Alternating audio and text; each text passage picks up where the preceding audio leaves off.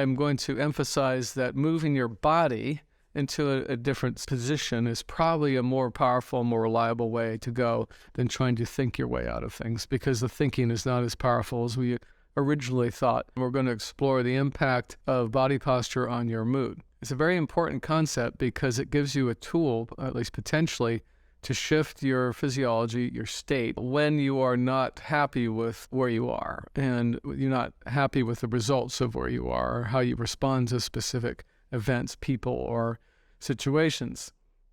So the first thing to understand is that each body posture is associated with physiological shifts in the body. What I mean by that is that when your autonomic nervous system, your subconscious, makes decisions for you, which it does all the time, and it says that it thinks you should be aggressive, for example, maybe fight. So what it does is it shifts your physiology, your internal organs, your hormones, your heart rate, your lung rate, everything.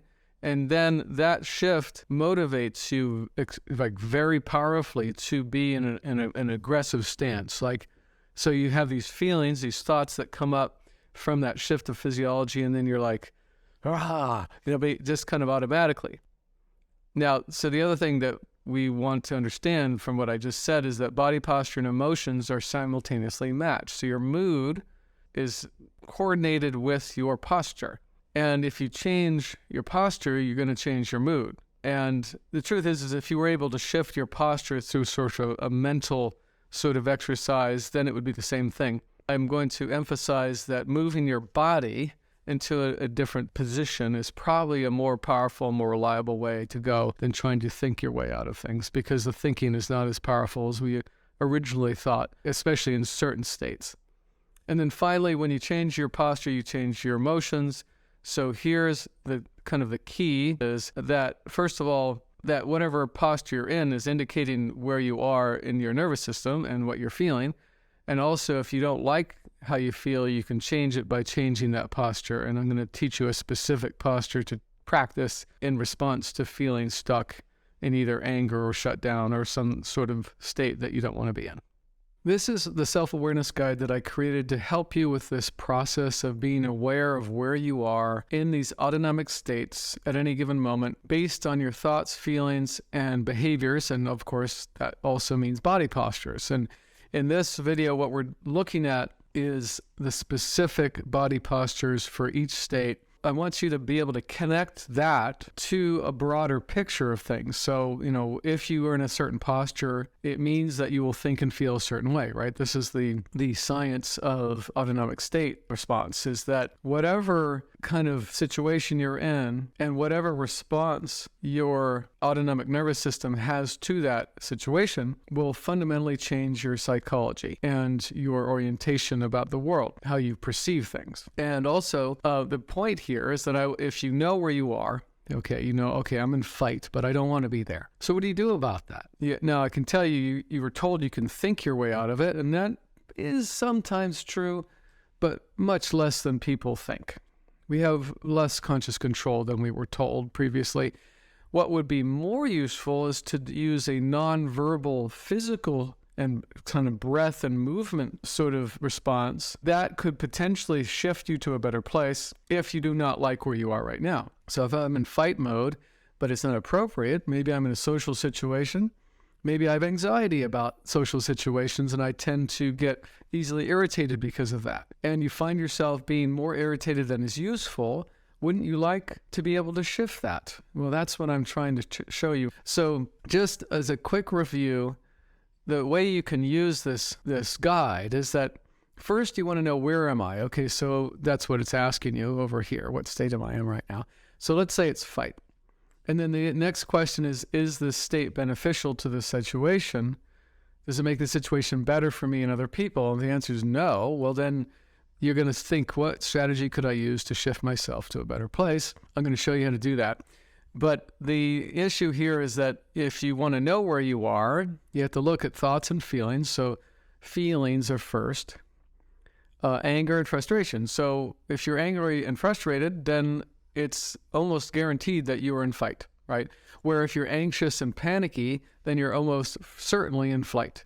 And then there's these thoughts that arise, which is like, you're saying, I can confront this, that you have this kind of thought that's coming up, and then you want to know who's with you or against you. That's the automatic thing. And then there's the facial expression, and then the body postures. And I'm going to show you more detail about each state and how the body postures change with each state.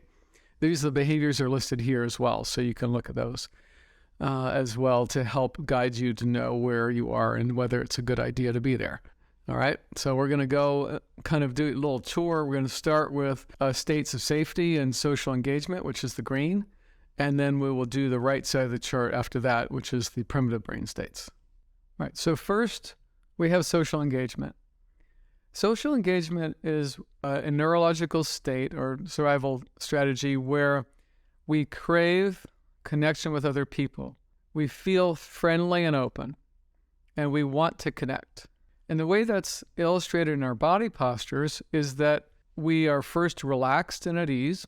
You can see that in these three women. And we are synchronizing with the social situation, because when you synchronize socially, it makes everyone else feel safe. Now, the other thing to notice is that the two women on the right side have almost exactly the same posture. That's a very typical trait of successful social engagement. And then if you look at the woman on the left, she's like a mirror of the other two, more or less. In addition, everyone's leaning forward and everyone's looking in each other's eyes. So we have that these are all signs of successful social engagement, and that person is actually wanting to be social. Okay, so play is our next state that we're going to examine in terms of body postures. And just remember that play is a mix of safety, social energy, right? That's the green, safe while social, and also sympathetic action energy, which was originally created to respond to fear and threat. But with the social system turned on, it tames it and modifies it so that you can use that highly active energy without fear. And so it turns the fear into things like curiosity, boldness, exploratory behavior, deep learning, the desire to be highly interactive with other human beings in situations that are very creative, like games, right? So if you see the picture here, you have a family playing ball, and you can see that their bodies are very active, right? But there's no sense of fear or threat there. Everyone's relaxed, but highly active. Now, the other things to look out for when someone is in this state is that their face is very active. Like you'll see that, the muscles are like, they're smiling and, it's kind of a super, like the face and body are both moving a lot, right? And also when you see people turn their head in this state, because head turning is one of the ways you can actually tell very clearly what state someone's in. It's very fast movement of the head, but it's smooth. So it's like, they're looking around like this, but you're not looking around because you're afraid you're going to die. You're looking around because you're curious or you want to see what's going to happen next. It's also very often face to face, even though it doesn't have to be. Now, to translate this too, this isn't just play in terms of the traditional sense. It can also be cooperative work. Flirting is part of play. Certain stages of sexual activity are part of play as well, because again, you're kind of getting into this groove with someone, right? And you're getting synchronous, and it's fun, and of course it leads to other things. And that's how play works: is that you're inviting another critter, another person in this case, but it could be a dog or a cat, or many other animals play too. And you are saying, hey, let's get into this creative sort of active energy together, and let's see what happens. Later, I'm going to show you a stage of play that I'm going to have you use as a way of breaking, kind of being stuck in states of survival, right? But this is the general sense of play right here. Mix of states. Intimacy is a mix of social safety plus the shutdown brain mixed in. So the shutdown brain was originally used for us to shut down and play dead to avoid being eaten or attacked, hopefully. It didn't always work, but it worked pretty well because we're still here. And when it's modified like this, what you'll see people's behavior represent is you can see these two people are close physically, but they're not worried about being attacked by the other person. And how can you tell that? Well, the body posture shows it. First of all, the body posture is very relaxed and very inactive. Second, the people are either their eyes are closed, or they may have their eyes open, but they're not looking at each other, or at least not always. And the reason is because they don't need to look at each other to determine whether the other person is going to attack them or not. The reason we look at other people all the time when we're interacting with them is because we're not sure what they're up to. And if we look at someone's face and listen to their voice and their body posture, then we know what they're going to do next. And if they start showing aggressive tendencies, then we will tend to be more defensive or start to prepare to protect ourselves. Now, the other ways that intimacy shows up is you can be intimate with yourself. So that means that you could meditate. So what does meditation look like? Well, you're sitting still and you're relaxed, hopefully, and your eyes are closed, usually.